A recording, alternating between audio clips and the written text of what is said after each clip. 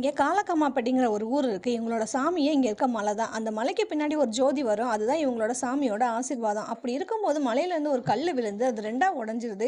சிறுசு தான் கடவுள், பெருசு தான் கடவுள்னு இவங்களுக்குள்ள சண்டை வந்து இந்த ஊர் வந்து 2ஆ பிரிஞ்சிருது.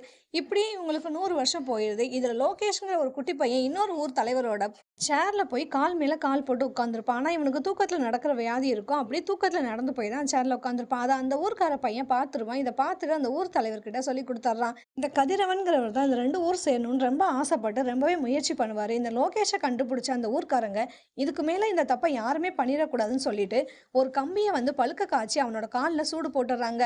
இதெல்லாம் பார்த்த கதிரவன் கலெக்டர்ட்ட போய் ஏதாவது ஒண்ணு பண்ணுங்க, எங்க ஊர சேர்த்து வைங்கன்னு சொல்லும்போது, அவங்க திருவிழாவுக்கு இன்னும் 2 நாள் தான் இருக்கு. நம்மளால எதுவுமே பண்ண முடியாதுன்னு சொல்லிர்றாங்க. ஆனா கதிரவன் சொல்றாரு, எனக்கு நம்பிக்கை இருக்குன்னு சொல்லிட்டு அங்கருந்து கிளம்பி வந்துர்றாரு. ஆனா அன்னைக்கே அவரு இறந்தும் போயிர்றாரு. இந்த கதிரவன் இறந்து போனதுக்கப்புறம் யாராலயும் தூக்க முடியாது. ஆனா ஹீரோ தூக்கிட்டு வந்து சேர்ல உட்கார வச்சிருப்பான். அதனால பூசாரி சொல்றாரு, இவர் தான் சாமின்னு. அங்க உள்ள ஊர் தலைவர் கேட்கிறாரு, நீ அன்னைக்கு சொன்ன இல்ல ஒரு மிருகம் வந்து மண்டி போட்டு உட்காரணும் அப்படின்னு கேட்கும்போது, அங்க ஒரு ஆடு வந்து இவர் முன்னாடி மண்டி போட்டு உட்காருது. இதுக்கப்புறமா இந்த 2 ஊர்க்காரங்களும் இவர சாமியா ஏத்துக்கிட்டு திருவிழாவ வந்து ஒத்துமையா கொண்டாடணும்னு முடிவு பண்றாங்க.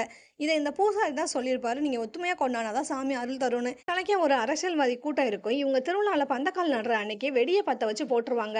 இதுக்கப்புறம் அந்த திருவிழா எப்படி நடக்குதுன்னு பார்க்கலான்னு. ஆனா அந்த வெடிய பத்த வச்சு போட்டதுக்கு அப்புறமா நம்ம சாமிய காப்பாத்தணும்னு சொல்லிட்டு 2 ஊர்க்காரங்களும் ஒண்ணா சேர்ந்து அந்த வெடிய தடுக்குறாங்க.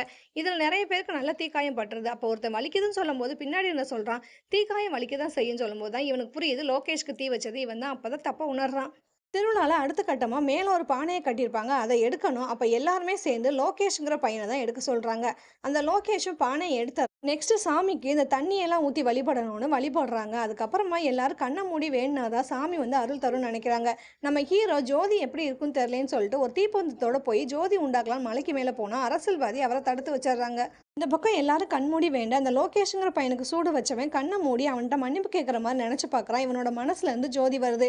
இத அவன் வாய் வழியா சொல்லிர்றான், எனக்கு ஜோதி தெரியுதுன்னு. அதனால எல்லாருமே கண்ண மூடி வேண்ட ஆரம்பிக்கிறாங்க. இதனால மலைக்கு மேல கடவுளே வந்து ஜோதி ரூபமா இவங்களுக்கு காட்சி தராங்க. 100 வருஷத்தோட சாபமும் இவங்களுக்கு தீர்ந்துருது. இதுக்கெல்லாம் காரணமே இந்த கதிரவன் தான் சொல்லிட்டு இவர வந்து சாமியாவே பல்லக்குல தூக்கிட்டு போய் இவர நல்லபடியா அனுப்பி வைக்கிறாங்க. இதுக்கப்புறமா இவங்க எல்லாருமே சேர்ந்து ஒண்ணா சாப்பிடுறாங்க. ஒரு 2 ஊரும் ஒண்ணா மாறிடுது.